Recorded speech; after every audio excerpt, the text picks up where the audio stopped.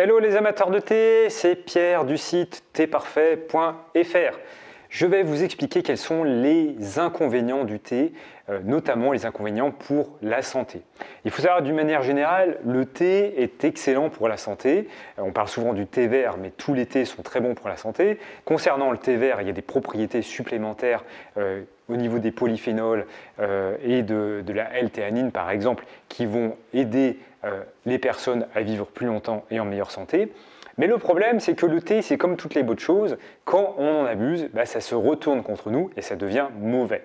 Donc en fait, quasiment tous les inconvénients du thé, tous les désavantages pour la santé du thé que je vais vous expliquer sont issus d'une consommation excessive de thé. Alors qu'est-ce que ça veut dire excessif?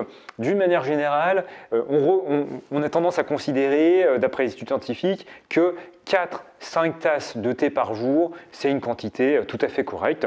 Et pour arriver sur les effets secondaires, soit il faut être très sensible notamment à la caféine, on va en parler un petit peu plus loin, soit il faut vraiment avoir une consommation beaucoup plus importante que ça de thé.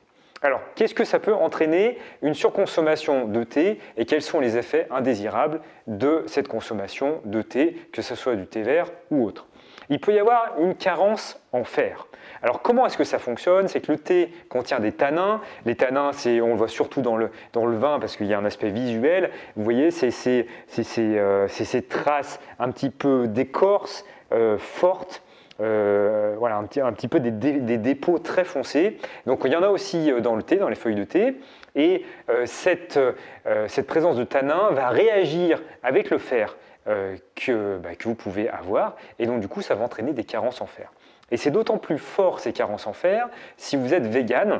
À ce moment-là, faites attention à ce point-là, à ne pas être anémié en fer. Regardez bien, suivez ça si vous avez une forte consommation de thé, parce que vous êtes plus susceptible de ne pas avoir d'autres apports en fer qu'un apport végétal, et donc d'avoir ce lien qui se fait avec les tanins du thé. Ensuite, il y a tout un tas d'effets secondaires qui sont liés à la caféine qui est présente dans le thé. Alors évidemment, le thé, il y a moins de caféine que ce qu'on peut avoir dans le café. Il y a aussi de la L-théanine qui va lisser les effets de la caféine et qui va les amoindrir, mais il reste quand même qu'il y a de la caféine dans l'immense majorité des thés, tous ceux qui ne sont pas décaféinés. Alors quels sont les effets que peuvent avoir la caféine? L'anxiété, le stress.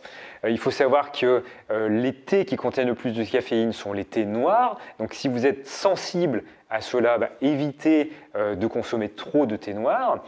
Évidemment, la caféine va avoir aussi pour conséquence des troubles sur la qualité de votre sommeil. La mélatonine, qui est l'hormone qui contrôle le sommeil, peut être perturbée par la présence de trop de caféine dans votre organisme. Les caféines vont aussi pouvoir avoir des effets négatifs au niveau de votre estomac. Donc, un petit peu de thé, une quantité normale de thé, ça va améliorer votre système digestif parce que grâce à ces polyphénols, ces activités anti-inflammatoires et aussi à ses propriétés qui sont bactéricides.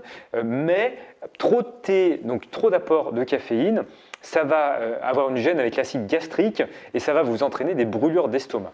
Il y a même eu des cas qui ont été recensés où un excès très important de caféine avait des dommages très forts sur la grossesse avec aussi des exemples de fausses couches qui semblent être dues à une consommation très très excessive de thé.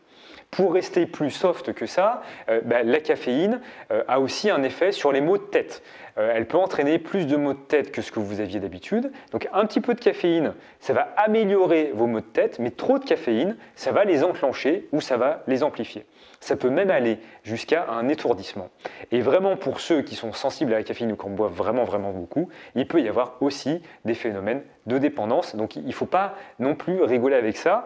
Surveillez votre consommation de thé. Si vous en buvez vraiment des quantités très importantes, surveillez ces différents points, que ce soit des carences, des troubles du sommeil, de l'attention, pour vérifier que vous n'êtes pas plus sensible que la moyenne à la caféine. Dernier point, et là on revient sur les tanins, le thé en consommation très importante peut engendrer des nausées également. Donc si vous vous sentez nauséeux après avoir bu beaucoup de thé, c'est dû aux tanins dans le thé. Donc essayez de choisir un thé qui a moins de tanins que le thé que vous avez l'habitude de consommer. Donc voilà les effets secondaires du thé qu'on peut rencontrer. Je vous invite à vous abonner à la chaîne YouTube de théparfait.fr afin d'avoir plus de vidéos sur le thé, sur comment le consommer, comment bien le choisir, avoir une notification quand je serai en live pour répondre directement à toutes vos questions. Je vous remercie de votre attention et je vous incite à aller voir la vidéo sur les bienfaits du thé. Vous allez sur théparfait.fr ou vous allez tout simplement dans Google, thé parfait, bienfaits du thé, thé parfait, méfaits du thé et vous aurez toutes les références scientifiques que je vous détaille dans la vidéo avec des chiffres vraiment concrets qui vous permettront d'aller beaucoup plus loin dans votre réflexion autour de votre santé en lien avec le thé.